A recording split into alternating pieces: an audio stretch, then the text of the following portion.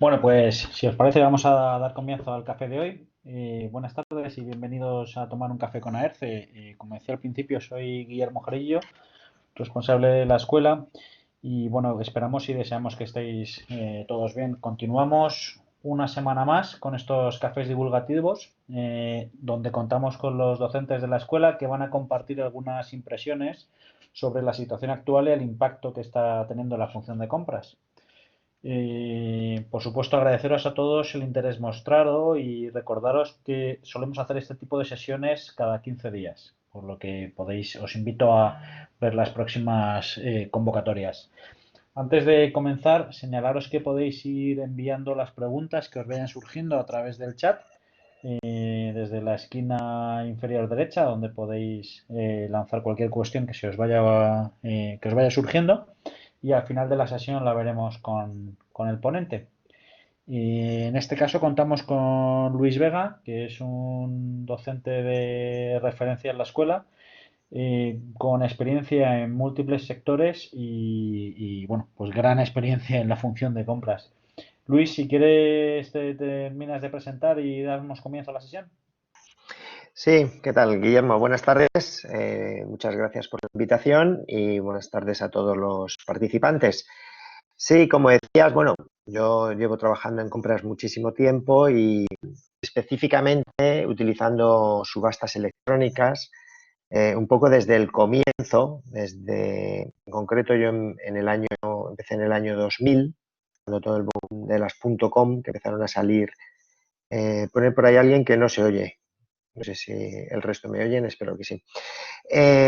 Bueno, yo empecé con el tema de las subastas electrónicas en el año 2000, con el boom de las .com, y surgieron algunas plataformas de subastas, entre ellas, bueno.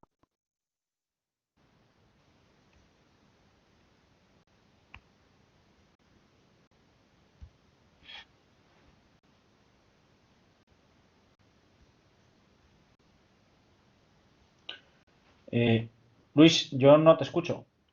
Un segundo.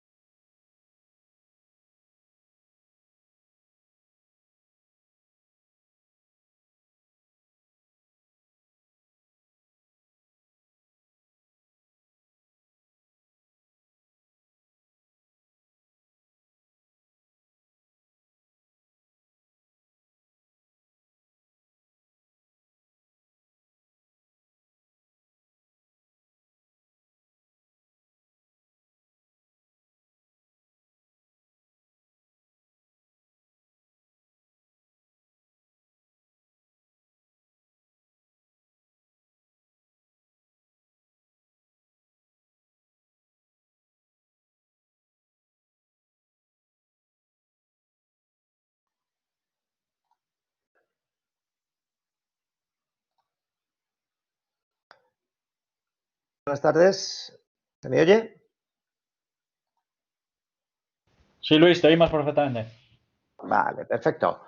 Muy bien, pues nada, disculpar. En principio ha debido haber algún problema técnico y no me ha sacado de la aplicación.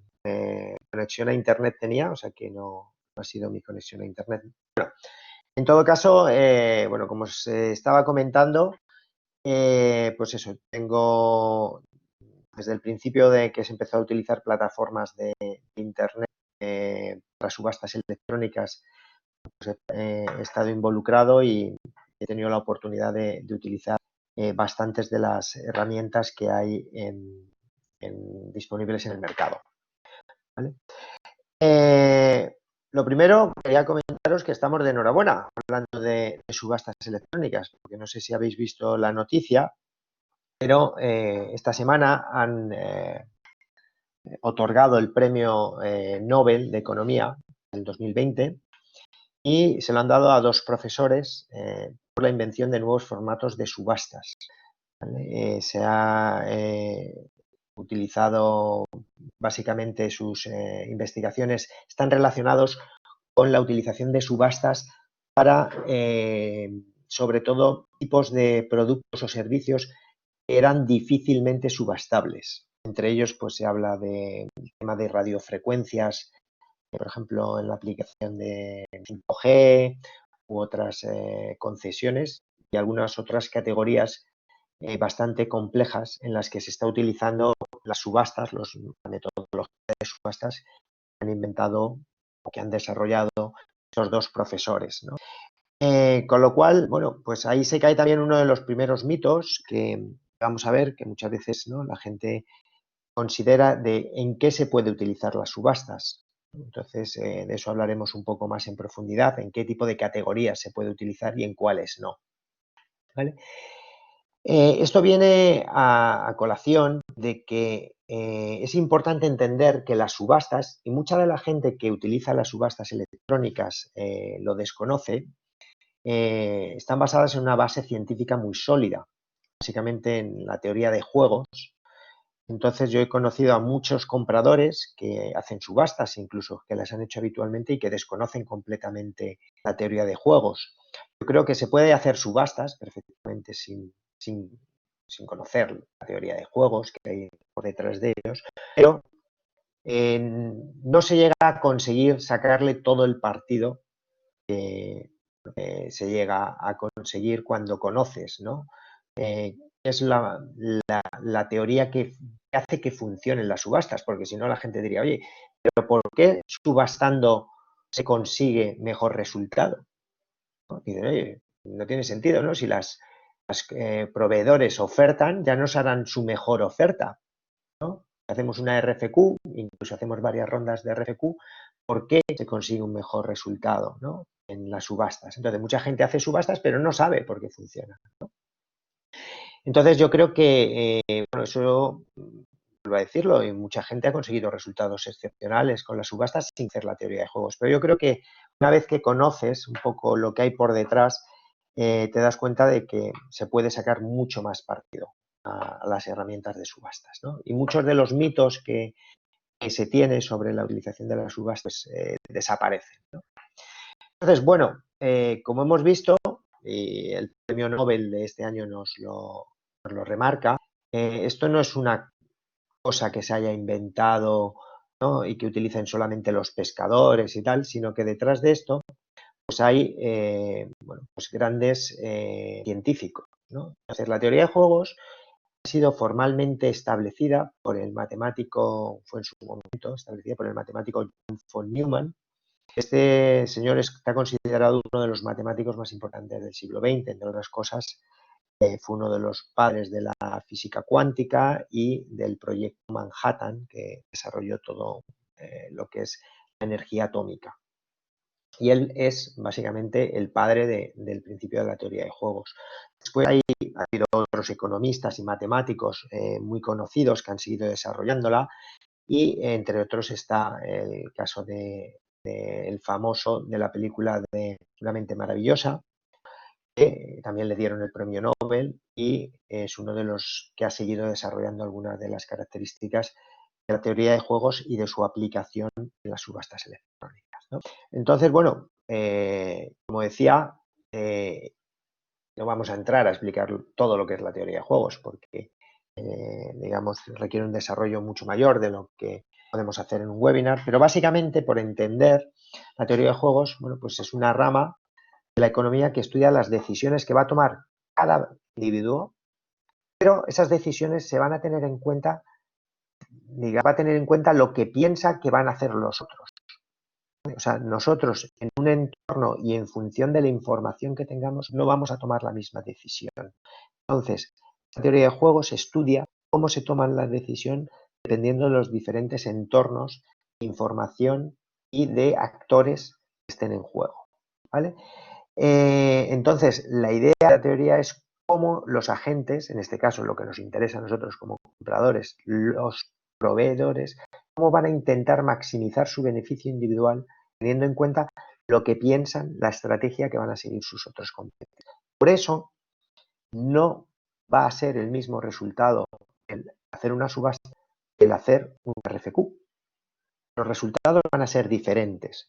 Quiero decir que siempre la subasta va a dar un mejor resultado, pero va a dar un resultado diferente. Y normalmente, si se hace bien, se pueden llegar a conseguir resultados bastante espectaculares con respecto a un proceso de compras tradicional. Entonces, bueno, primero, pues una vez entendido, ¿no? No vamos a entrar en más profundidad, como he dicho en ello, pero entendido que hay una base, digamos, científica muy importante, como hemos visto, el tipo de personas que han desarrollado, o sea, esto no es, digamos, una teoría desarrollada en un bar ni en una subasta de pescado exclusivamente, sino que hay una teoría matemática y económica muy potente detrás que se sigue desarrollando, ¿vale? Bueno, pues vemos que básicamente podríamos clasificar las subastas, ¿vale?, en dos tipos, ¿no? Tenemos por un lado lo que llamamos las subastas directas, que son aquellas subastas que están enfocadas a la venta, ¿vale? Cuando yo quiero vender un producto, pues una subasta, siguiendo con el ejemplo de la lonja de pescado, pues una subasta en una lonja de pescado es una subasta directa. Quiere decir que se pone un producto que se quiere vender y las diferentes personas van pujando hasta que una de las personas se le adjudica. Estamos vendiendo un producto. Normalmente, en un departamento de compras, vamos a utilizar más lo que se llama subastas inversas, el proceso contrario. Lo que vamos a tratar es de comprar. Lo que vamos a tratar es no de que se incremente el precio, sino de que el precio baje, ¿no? Normalmente puede ser, en algunos casos, que desde el departamento de compras utilicemos subastas directas. A veces cuando queremos, por ejemplo, vender ciertas cosas, ¿no? Ha habido empresas que han cambiado su sede y han vendido locales comerciales o instalaciones que tenían, o podemos, cuando llegan al final de nuestra vida útil, ciertas máquinas, ciertos equipos, tenemos que ponerlas a la venta, ¿no? Y a veces es el departamento de compras, ¿no?, paradójicamente, el que se encarga de gestionarlo, o a veces son lotes de restos que tenemos, desde scrap, que puede generar nuestro proceso productivo, hasta lotes de materia prima que a lo mejor hayamos comprado en exceso, ¿no? Y a lo mejor podemos hacer subastas de venta, pero lo normal es que en un departamento de compras estemos para comprar, ¿no? Y que la mayoría de las subastas que vamos a hacer son subastas que se llaman inversas, ¿vale? A partir de ahí, ¿qué entendemos por una subasta inversa, que es la que hacemos en compra? Pues es un proceso dinámico de negociación. ¿Qué quiere decir dinámico? A diferencia de una RFQ, que es un proceso estático, ¿no? Yo le digo, aquí está mi pliego, aquí están mis condiciones, dame una oferta. Y los proveedores me dan una oferta. Yo luego las evalúo y tomo la decisión que considere. Es un proceso estático. Sin embargo, en una subasta, una de sus claves es un proceso dinámico. Durante todo el desarrollo de la subasta, los proveedores pueden estar modificando sus ofertas. Entonces, ¿de qué? Bueno, pues de negociación entre proveedores normalmente preseleccionados. Las empresas, ¿no?, en nuestro proceso de compras tendremos definido un proceso en el que habremos hecho normalmente una RFI, habremos definido un pool de proveedores y sobre ese pool de proveedores homologados, autorizados, etcétera, normalmente los invitaremos a participar en un proceso de compras. Normalmente una empresa no lanza una oferta abierta que cualquiera pueda ofertar, ¿no? Alguien que desconocemos la empresa, desconocemos su dimensión, sus características, etcétera. Puede darse, sí, pero no suele ser lo normal en un proceso de compras profesionalizado de una empresa. Otra cosa muy importante es que se puede utilizar a través de las plataformas web. ¿Vale? ¿Por qué? Porque estas se han venido haciendo históricamente, desde hace cientos de años, de una manera presencial, ¿no? Hablábamos de las lonjas de pescado, podríamos hablar del mercado de flores de Ámsterdam, ¿no? Que se pone el tema de los tulipanes como un principio del tema de las subastas, ¿vale? Se hacían de forma presencial. La ventaja que tuvo Internet y por eso el boom, ¿no? Las plataformas en su momento de las llamadas .com fue que permitía realizarlas a través de esa plataforma web y que proveedores de cualquier lugar pudieran ser invitados, conectarse y ofertar. Entonces, por eso lo llamamos subasta electrónica, ¿no? Porque utilizamos un medio electrónico e inversa. ¿Cuáles son las ventajas de las subastas? Bueno, pues las ventajas de las subastas, como vengo diciendo, más o menos empezaron a utilizar las subastas electrónicas inversas en torno al año 99, empezaron a surgir las primeras plataformas web y, bueno, pues se ha medido, ¿no? Pues las diferentes ventajas, que ha habido millones de subastas hechas por millones, se podría decir, o miles de empresas, empresas de todo tamaño, en todos los países, en todos los mercados, en todas las categorías, etcétera, ¿no? Entonces, ¿cuáles son las ventajas que tiene sobre un proceso de compras tradicional? Bueno, pues nos dice que el ahorro, los ahorros medios que se obtienen utilizando una subasta electrónica con respecto a un proceso de compras tradicional están en torno al 10%.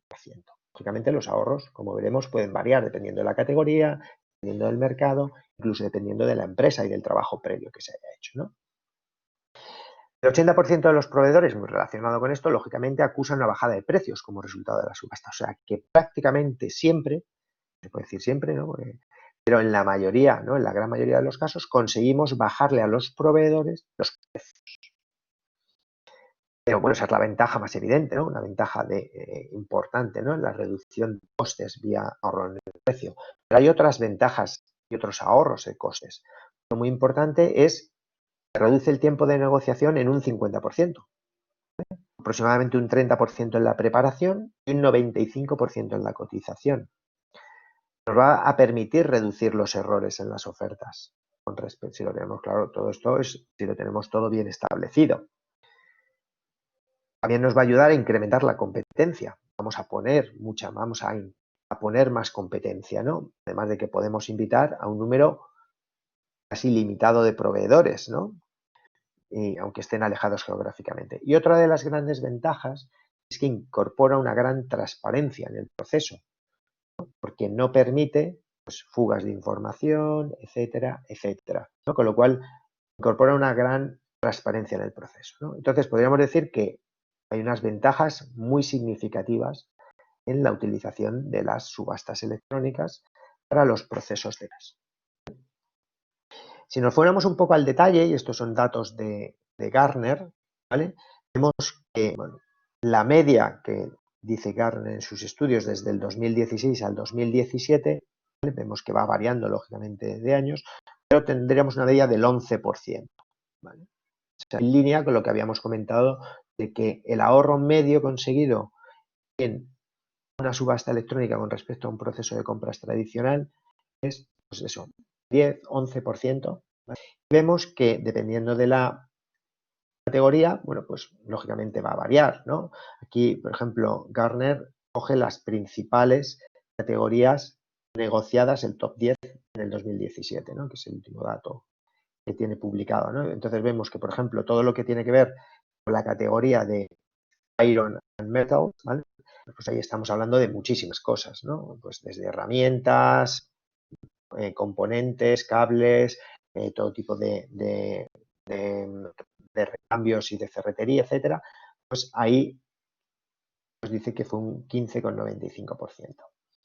todo lo que es servicios de transporte y envíos, ¿vale? Y aquí está incluyendo tanto marítimo como terrestre como aéreo, pues un 5,70%. Todo lo que tiene que ver con la parte de construcción y de reparaciones, o sea, desde tanto la ingeniería como todo lo que tiene que ver con la reparación, ¿no?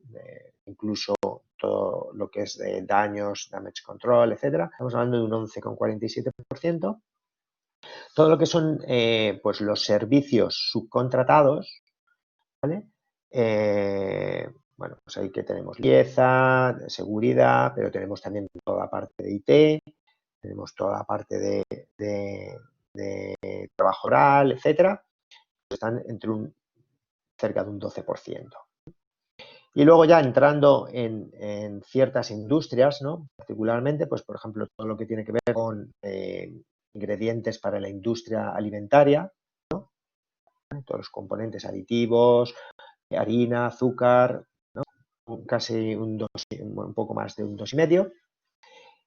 Equipos eléctricos y telecomunicaciones, casi un 20%. Lógicamente, aquí el valor añadido, ¿no? Y la ventaja del ahorro tecnológico es mayor. Todo lo que tiene que ver con suministros del hogar e industriales, un 14,25. Todo lo que tiene que ver con indirectos relacionados con el packaging, un 12%. Componentes de automóvil, un 6,28%. Y componentes de la industria alimentaria y de retail, 4,45%. Entonces vemos, cogiendo el top 10, eso no quiere decir que no se pueda hacer en otras categorías. Pero bueno, ya estamos viendo que hay muchísimas categorías aquí incluidas, ¿no? De productos o servicios, ¿no? Pero este es solamente el top 10 de lo que según Gartner en todo el mundo se ha subastado y los ahorros que se han conseguido. Entonces, bueno, para entrar un poco en el detalle de los tipos de subastas, porque una de, digamos, las subastas por sí solas no van a conseguir el resultado. Lo que hace falta para conseguir el resultado es saber estructurarlas correctamente, ¿no? Y el que ha hecho subastas y ha tenido grandes fracasos, normalmente porque no ha sabido realizar buenas subastas, ¿no? Entonces, lo primero por eso decía que también es muy importante para sacar el mejor partido, entender lo que es la teoría de juegos y entender cómo funciona esa dinámica competitiva, porque utilizando ciertas palancas que nos da la teoría de juegos, permite estructurar y entender mucho mejor cómo estructurar las subastas, ¿no? Por hablar un poco de cuáles son las subastas más conocidas, pero luego dentro de cada una de ellas el arte va a estar en cómo parametrizamos cada una de ellas. Bueno, pues tenemos lo que se llaman las subastas inglesas inversas, ¿vale? Sería la más típica, ¿no? ¿Cuál sería esta? Bueno, pues se comienza con un precio base fijado por el comprador. Ese precio base puede ser normalmente, o bien si yo he hecho un proceso de compras previo, pues las ofertas previas recibidas en una RFQ, o le puedo decir a los proveedores que metan su primera oferta. Y a partir de ahí, una vez que da comienzo la subasta, porque una de las claves de la subasta es que tiene que ser en un tiempo muy corto del tiempo, digamos, para que los proveedores no puedan hablar entre ellos, no puedan hacer análisis más allá. Eso es una de las claves, ¿no? Que se ve en la teoría de juegos, cómo vamos a utilizar la información para despistar a los proveedores, básicamente. ¿Vale? ¿Por qué? Porque lo que hemos dicho, el proveedor va a tomar su decisión en función de lo que cree que van a hacer otros. Por eso el resultado, si yo le dejo media hora, no va a ser el mismo que si yo le dejo una semana. Porque él va a pensar diferente o va a obtener información diferente durante una semana que le va a hacer modelar la oferta de un modo u otro. Entonces, básicamente se da comienzo a la subasta y los participantes van bajando, van haciendo cotizaciones a la baja sobre su oferta previa. Lógicamente se pueden establecer, ¿no? que las bajadas sean de un porcentaje, de una cantidad fija, etcétera, ¿vale? Entonces, ¿cómo funciona? Pues eso, hasta todo el mundo va ofertando. En el caso de que alguien oferte en el último tramo, se hace una pequeña prórroga del tiempo para dar tiempo a los otros a volver a ofertar.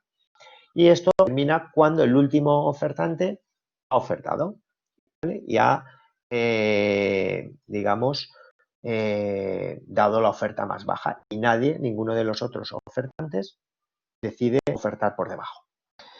Para este tipo de subastas, ¿vale?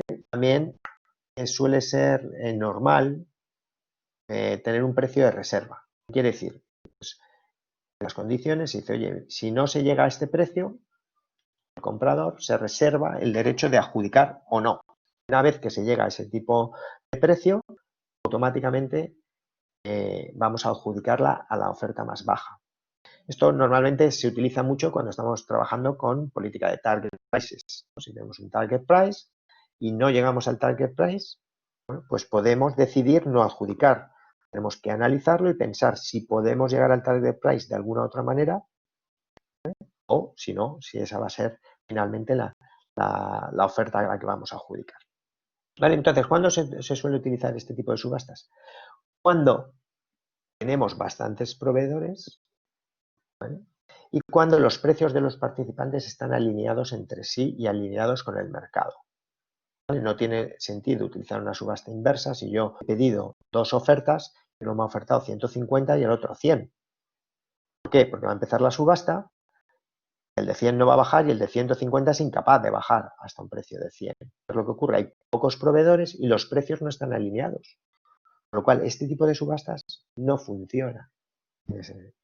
Y entonces hay gente que, como solamente utiliza las subastas inglesas, resulta que dice, la subasta no funciona para este mercado. No he entendido bien el mercado y no he entendido bien las tipologías de subastas y no he entendido bien la teoría de juegos, de cómo puedo forzar a los proveedores a entrar en una dinámica de bajada de precios.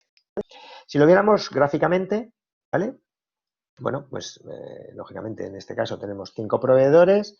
Bueno, vamos viendo que hay un precio inicial y los proveedores bajando, ¿vale? Vemos que hemos fijado un precio de reserva. Una vez que he superado ya me comprometo a adjudicar al proveedor que tenga la más baja y van bajando hasta que el último proveedor, en este caso el proveedor 4, bueno, pues mete una oferta que es la más baja y ya no hay ningún otro proveedor que quiera ofertar por debajo, ¿vale? Entonces, esta sería gráficamente, lógicamente además todas las herramientas de subastas te van a permitir seguir gráficamente las subastas, pues sería un ejemplo de subasta inglesa inversa, ¿vale? Tenemos otro tipo que es la subasta holandesa, que es ascendente en este caso, ¿vale? ¿Qué quiere decir? Que aquí vamos a bajar vamos a partir no del mejor precio que tenemos, sino de un precio muy bajo, ¿vale? Muy bajo, mucho más bajo normalmente que la última oferta que tengamos, incluso el precio de mercado. Y el precio va a ir subiendo por escalones de tiempo. ¿Qué quiere decir? Por ejemplo, imaginemos que yo tengo ofertas de varios proveedores de 105, 102, 103, 101, ¿vale? 100. Vale, pues yo cojo, a lo mejor digo, bueno, pues voy a empezar. Primera oferta, 70. Si nadie oferta por 70, pasado un periodo de tiempo, que puede ser 1 minuto, 2 minutos, el precio sube a, imaginemos, 75. Si nadie oferta, bueno, pues esto ¿qué pasa? Que el primero que dice, lo cojo, se acabó la subasta. Aquí no hay capacidad de reacción. Aquí, si un proveedor llega a 80 y dice, yo, se acabó la subasta. Los demás no pueden ofertar, ¿vale? Entonces, ¿qué nos permite? Bueno, pues utilizarla cuando los proveedores, por ejemplo, no estén alineados entre sí en precios. Es importante que ellos desconozcan los precios de los otros, lógicamente, ¿no? Pero ya estamos viendo un escenario completamente diferente al de una subasta inglesa. Podemos llegar a hacer, y yo he hecho, subastas con un único proveedor, siempre que él no lo conozca. Claro, él no sabe si hay otros proveedores, nunca lo va a saber, porque el primero que dice me lo quedo, ¿vale? Si, por ejemplo, un proveedor has tenido una RFQ y tienes un proveedor que es mucho más barato que los otros, ¿vale? Puedes hacer una subasta holandesa inversa, bajándole algo adicional.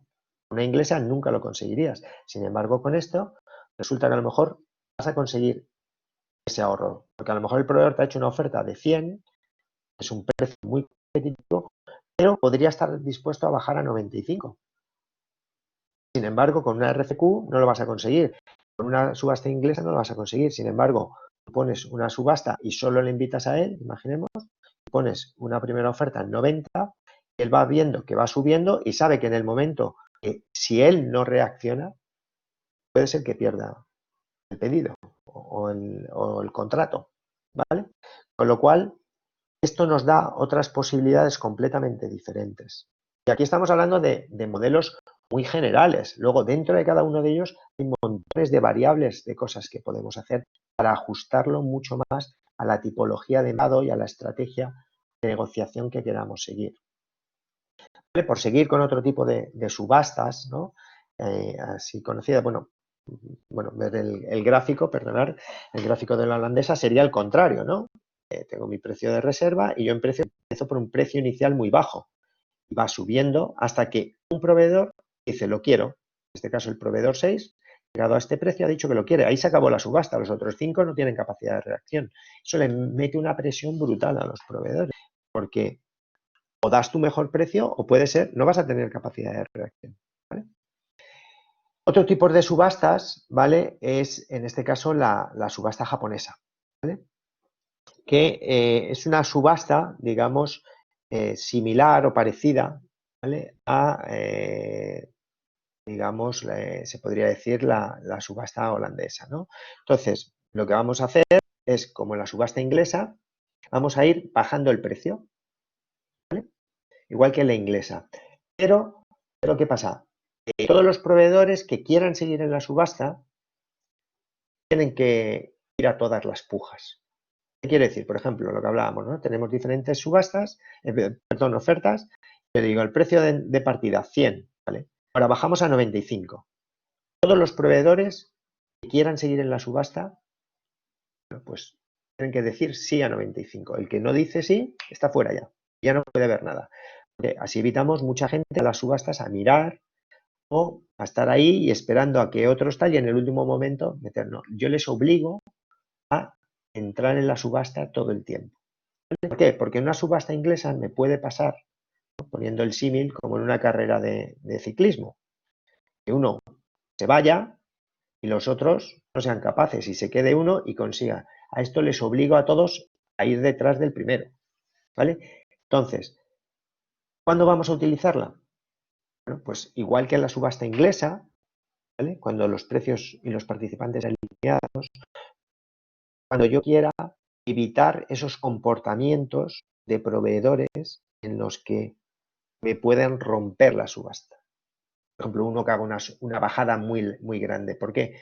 Porque esto es, ¿no?, como lo que dicen, ¿no? Que tú coges una olla, lo pones en agua hirviendo, lanzas una rana y salta. Sin embargo, si yo cojo, pongo la olla con el agua fría, meto la rana y lo cuezo a fuego lento, consigo que no salte. Porque poquito a poco el calor va y ya llega un momento que no puede saltar. Bueno, pues esto es lo mismo. Yo tengo que evitar que alguien me rompa la subasta, ¿no? Pues lo puedo hacer una subasta japonesa, ¿vale?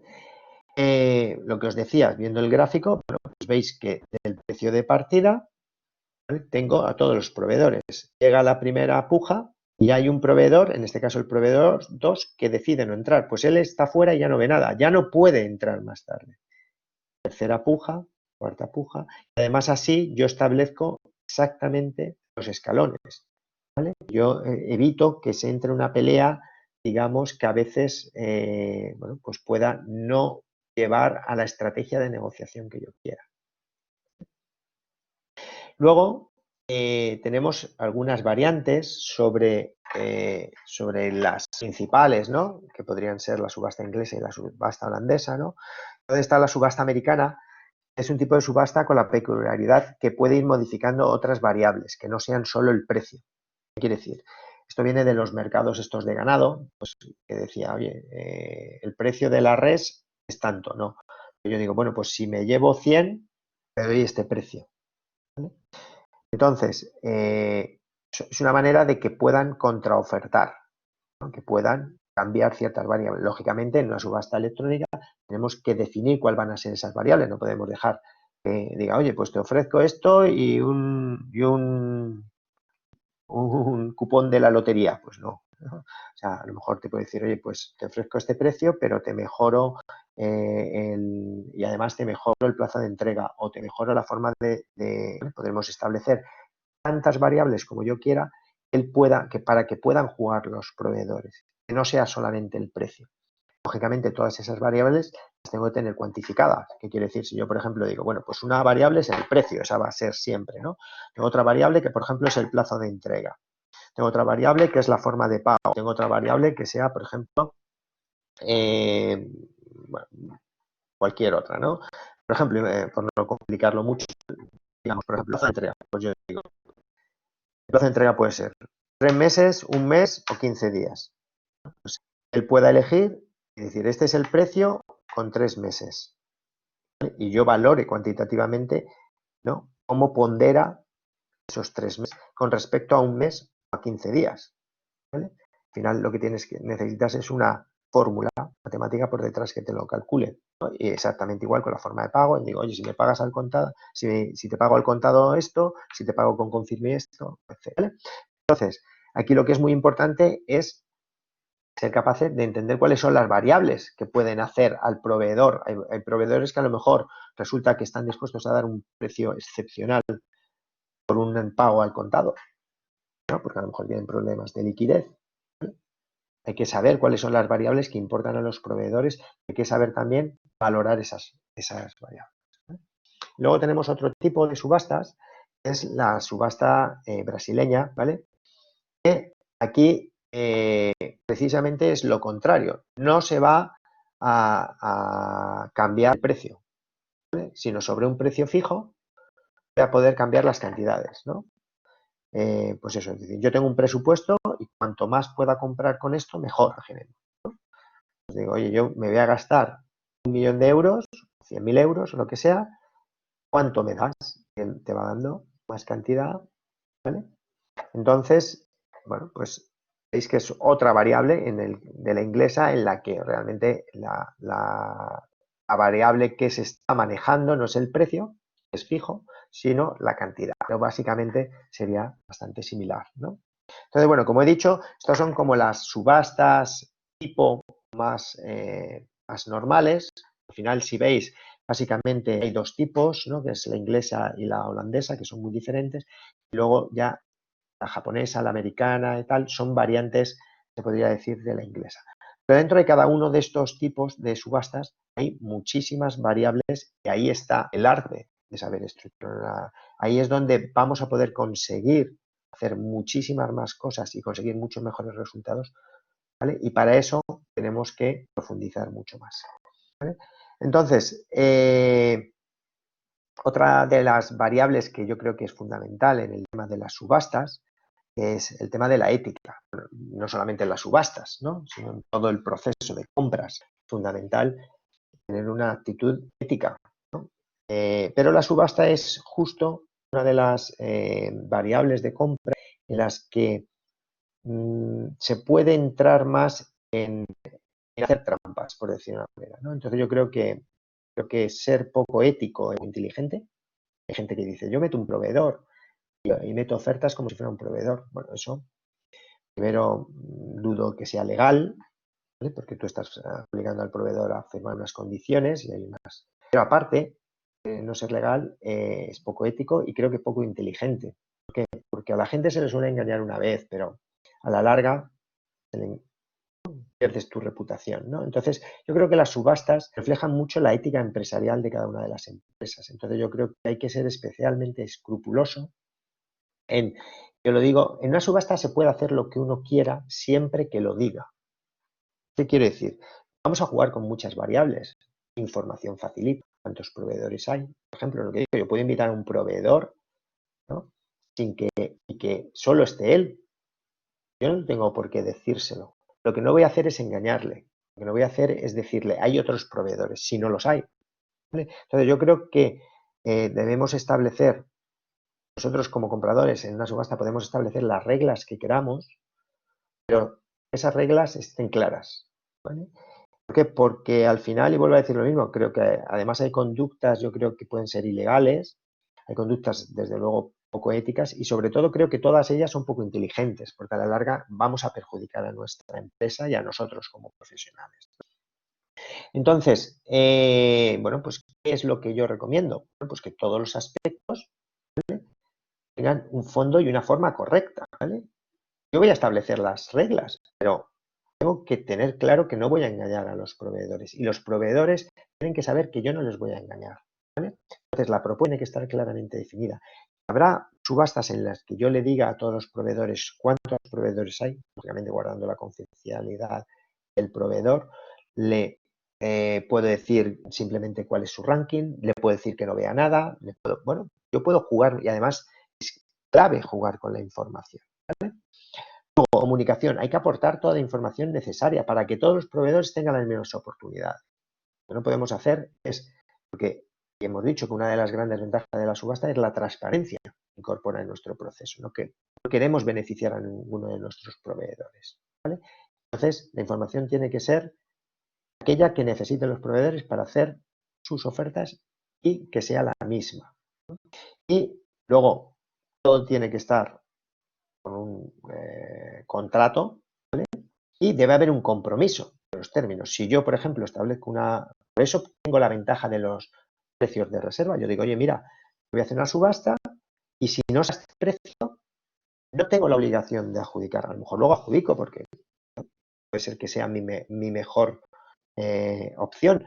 Pero digo, oye, no, si no llego a este precio, puede ser que adjudique o no. Pero si yo digo que voy a adjudicar, lo que luego no puedo hacer es llamar a un proveedor que no ha ofertado en la esta y decirle, oye, dame este precio.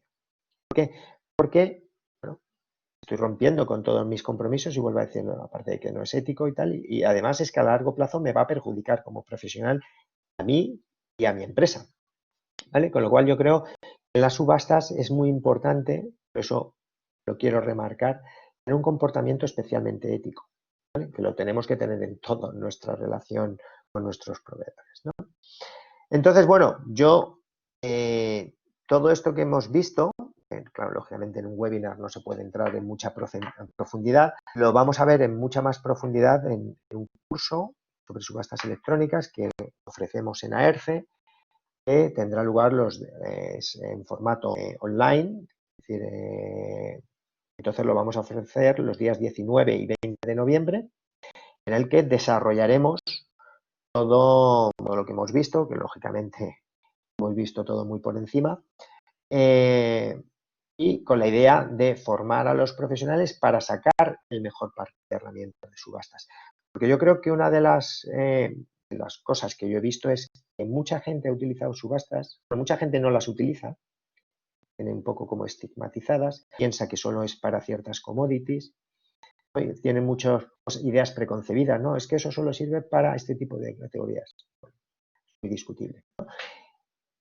Y luego, aparte, la mayoría de la gente que yo he visto no le saca el partido a las subastas que se le puede sacar, porque desconoce un poco qué tipo de subasta. Siempre hace el mismo tipo de subastas, siempre lo hace de la misma manera.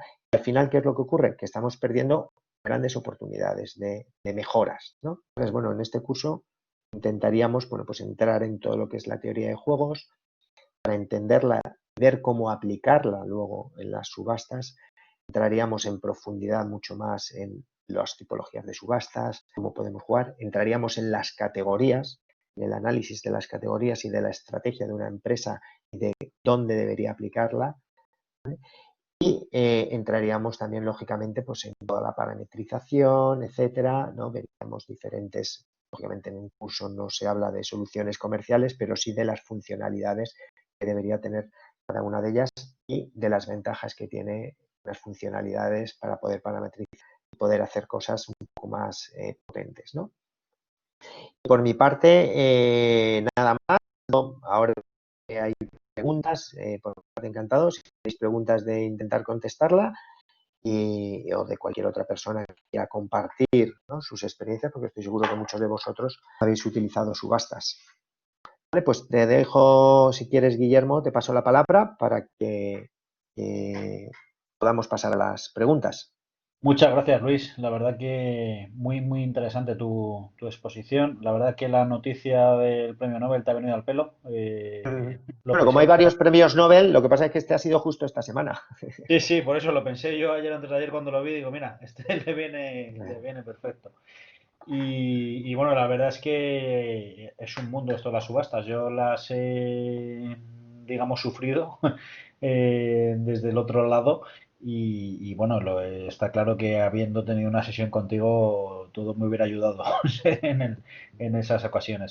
Oye, comentaba David, ¿qué tipos de productos o categorías se ajustan más a la subasta inglesa inversa? Bien, vuelvo un poco a decir, ahí no hemos entrado porque ahí habría que entrar en mucho más profundidad, ¿no? Ahí entraríamos ya primero en lo que es una gestión por categorías. Entonces, habría que estudiar bueno, pues todas las categorías, hacer un análisis claro de mi gasto, organizar mis categorías, hacer ese análisis por categorías para saber qué estrategia voy a seguir. ¿Por qué? Pues porque lo primero que tengo que entender es cuál es la estrategia de mi empresa. Y hay Claro. categorías que en un sitio la mejor estrategia para ayudar a mi empresa a conseguir sus objetivos es, por ejemplo, la integración con proveedores. La integración con proveedores, la que estamos desarrollando conjuntamente el producto, es que hay una integración de la cadena de valor, etcétera. Ahí no tiene ningún sentido hacer subastas. Sin embargo, esa misma categoría en otra empresa puede ser una categoría que se considera apalancada, en la que, bueno, pues yo decida que quiero subastarla. Y esto hay miles de ejemplos si pusiéramos empresas, ¿no?, desde, por un lado, ¿no?, Mercadona, y por otro lado el Corte Inglés, siguen estrategias de compras completamente diferentes. Y la misma Ujú. categoría en un sitio puede ser subastable y en otro no. Lo que Claro. quiero decir es que, desde mi punto de vista, ¿vale?, todo es subastable, todo, siempre y cuando encaje en la estrategia de la empresa. ¿Qué quiero decir? Para mí no hay ninguna categoría que no sea subastable. Ninguna. Todas pueden ser subastables. Pero puede ser que en una empresa concreta no sea subastable. ¿Qué quiero Ujú. decir? Si yo, por ejemplo, considero, pues, por ejemplo, toda mi estrategia de cloud estratégico para mi modelo de negocio y hago un partnership con una empresa que me provea de los servicios de cloud, etcétera, pues en ese caso, ahí no es subastable. Y dices, ¿no es subastable? Digo, en otra empresa para la que no sea estratégico y para la que, o por la que no sea estratégico, no por el volumen, sino porque hayan decidido que a lo mejor no lo es, o porque no sea tan importante para su desarrollo de negocio, pues sí es subastable. Entonces, contestando y siendo concreto, ¿qué se puede subastar? En mi opinión, todo. Todo. Ujú. El 100% de lo que compra una empresa es subastable. Luego habría que entrar en cada uno de los casos y en cada empresa, y en muchas empresas te diría, mira, todo eso no lo puedes subastar. Y esas mismas cosas en otra empresa te diría que sí. Por eso hay que entender bien la estrategia de compras de cada empresa. Y luego, lo que está claro es un poco lo que ya he dicho. Pero mucha gente dice, no, es que he hecho una subasta y ha sido un fracaso. Digo, claro, si Sí, todas las haces iguales, y no sacas el partido a hacer trajes a medida, bueno, pues, claro, está claro. ¿no? Pregunta también otro compañero si existe algún tipo de plataforma online donde poder organizar subastas e invitar a los proveedores. Muchísimos. Hay muchas empresas que ofrecen subastas, herramientas de subastas. Básicamente todas bueno, como sabes, Guillermo, aquí en Aercen nosotros no hacemos eh, opinión de ninguna marca comercial, lógicamente, porque Aerce debe ser neutro y, Correcto. digamos, hacia todas las empresas que ofrecen en sus servicios. Pero, lógicamente, te diría que prácticamente casi todas las herramientas de e-sourcing tienen un módulo de subastas Mm. incorporado. Y no solamente eso, sino que luego hay empresas específicas que ofrecen, bien con esos motores de subastas o bien con otros desarrollados por ellos mismos, la posibilidad de ofertar. a través de subastas la compra de cualquier producto o servicio. Muchas veces esas ofertas pues incluyen, se comercializan como un servicio en el que la empresa bueno, pues te da la plataforma y los servicios para configurarla, etcétera, etcétera. Pero ofertas comerciales hay muchísimas en el mercado. Vale, yo ya os he dicho, yo he utilizado, digamos, muchas de ellas, conozco, no todas, lógicamente, porque hay, pero sí que las principales las he visto, ¿no? Y las he utilizado como comprador. Ajá, fantástico. Preguntaba Bárbara también, ¿cómo gestionarías la comunicación con el proveedor al que históricamente invitabas a RFQs y pasas a negociar en formato subasta? Bueno, vuelvo a lo mismo. Primero tengo que tener clara cuál es mi estrategia de compra, ¿vale? Y la estrategia hacia mis proveedores, ¿no? Entonces, habrá que entrar un poco más al detalle, pero lógicamente yo a los proveedores con los que trabajo, y esa es mi estrategia de compras siempre, es tener transparencia y explicarle el cambio del proceso. Es decir, oye, mira, yo entiendo que tú eres el proveedor más competitivo, por eso estás trabajando conmigo. Si no eres competitivo, no estarías trabajando conmigo.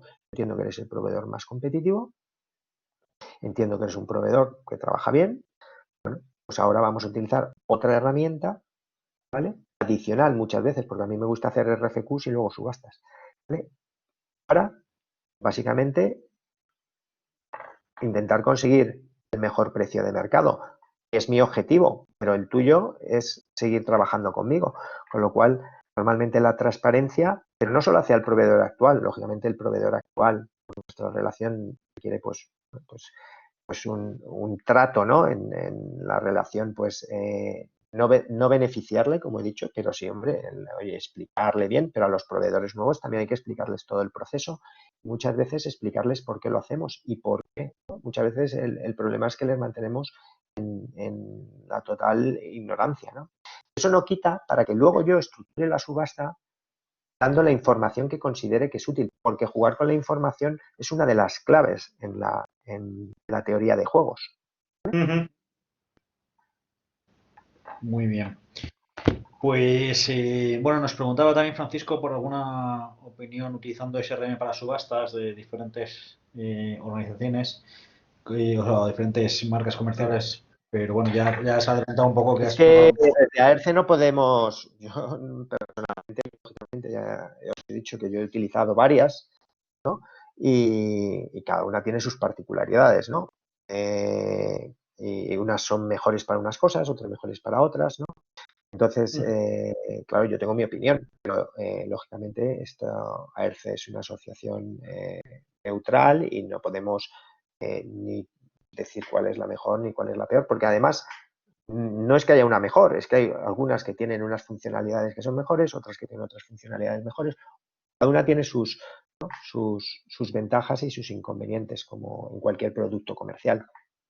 Ujú. Fantástico. Pues nada, muchas gracias Luis por compartir tus impresiones sobre el amplio mundo de las subastas. Invitarles a todos a participar en el programa de subastas electrónicas más ampliado, más adelantado, que Ujú. tenemos a mediados de noviembre. Y bueno, y agradeceros a todos el haber asistido a este café con Luis y esperamos contar con vosotros en los siguientes. Muchas gracias. Muchas gracias a todos. Un placer.